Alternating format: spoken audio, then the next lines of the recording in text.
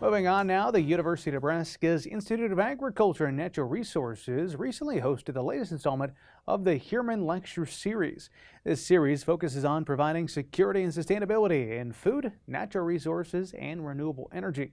The latest topic, industry and sustainability.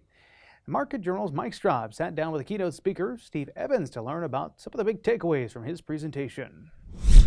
University of Cambridge Director of Research and Industrial Sustainability, Steve Evans, delivered a December 4th Heuermann Lecture at the Nebraska Innovation Campus. His lecture described practical actions, long-term goals, and emerging opportunities and challenges in industrial sustainability. One of the things that we advocate is looking at the part that we play in a wider system and opening up our minds to what could we do to make the system more effective, and then making that something that is of self-interest.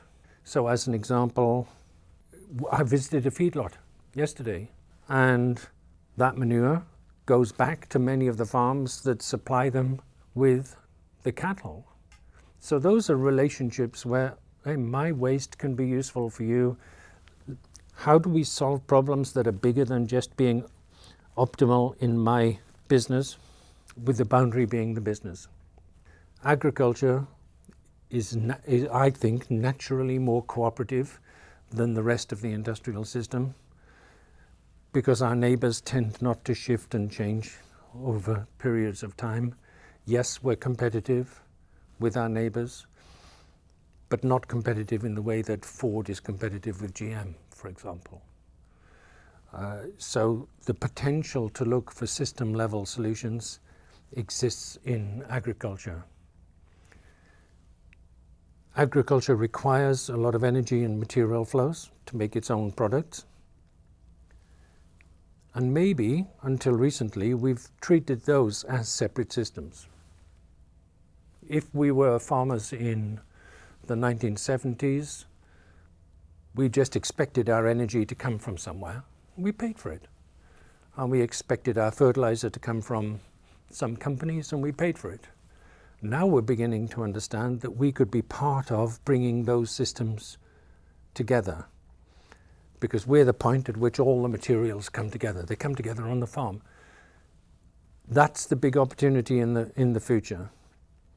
Either those systems will design new integrated answers and you will be pulled into their systems and hence not in control of your own future, or the farmers will say, we are the place where everything comes together and we will integrate. We're seeing it with bioethanol, for example. And in the best examples, farmers have taken bioethanol as an answer for themselves, rather than waiting for an ethanol company to land in their area and say, oh, please, can I sell my waste to you so that you can do something valuable with it? And I think in Nebraska, I can see bioethanol as a really good example of thinking bigger than the farm, but in a way that is definitely of self-interest. The old saying goes, one man's trash is another man's treasure. The same can be said for the various waste products around the farm.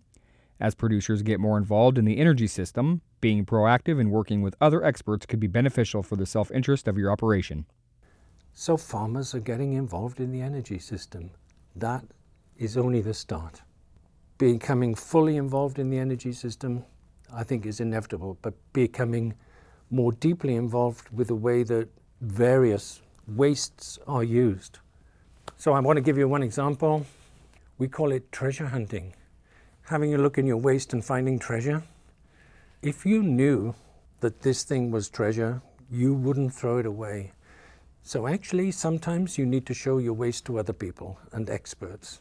And we were working with one company who make an agricultural product. They refine it.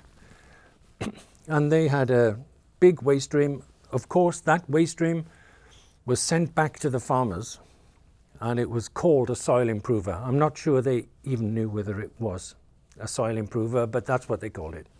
But then we brought some of those clever people who wear white coats in laboratories, and we asked them to look inside this waste.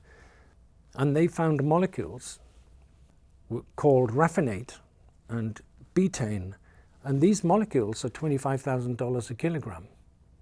You go, wait a minute, we're throwing away, I should have made it pounds, of course, we're throwing away $10,000 a pound molecules. Once you've seen that, you think you're a little bit insane. But you didn't know those molecules were in there until you had the conversation with the experts from another area. Understanding the size and shape of a problem is the first step in solving it. Waste is everywhere. Figuring out how to take that waste and turning it into energy starts with an open mind. Willingness to collaborate could help the future industrial system be more effective. Reporting for Market Journal, I'm Mike Straub.